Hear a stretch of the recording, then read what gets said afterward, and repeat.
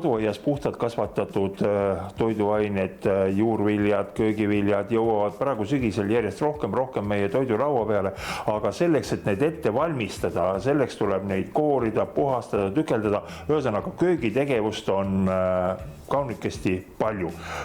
Tavapäraselt on siin kraanikausi all selline biojäätmete ämber. Peame tööd tegema nii, et kraanikaussi saaks kasutada, koored ja tükeldusjäätmed lähevad siia ämbrisse. Kui see sahtel on lahti, siis see tegevus on kaunikesti ebamugav. Kui aga meil on tööpinna peal selline biojäätmete kastike, mida on väga mugav kasutada, siis ma ütleks, et see töö tegemine on oluliselt lihtsam.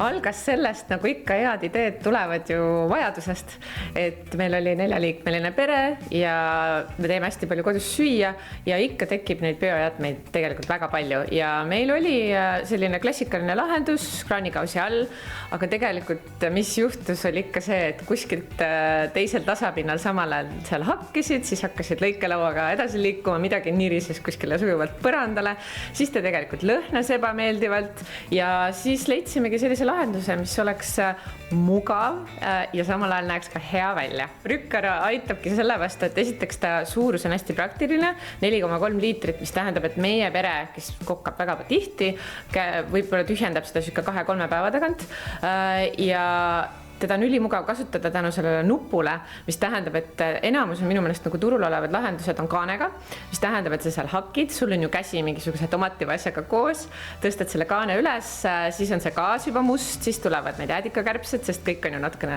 lögane nii-öelda, et siis nupusüsteem aitabki selle vastu, et sulle teed randmega näiteks või ma ei tea, küünanukkiga teed selle kaane lahti, sätid oma asjad sinna ära ja paned kaane kinni.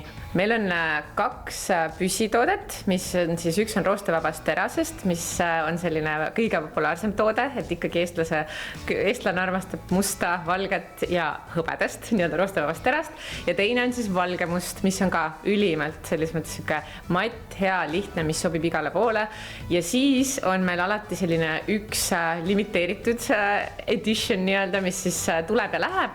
Ja nüüd meil just tuli siis täiesti uus vana roosat värvi prükkar, mis võib-olla alguses on appi roosa, no kelle kööki sobib roosa, tegelikult ülihästi sobib eriti sellistesse heledatesse köökidesse, et ta on ikkagi matt valge, aga lihtsalt selline roosakas õrn gaas, mis annab sellist erilisust ja kõik on ikkagi lähtuvad eestlase sellisest minimalismi ja Skandinaavia vibe'i nii-öelda eelistusest.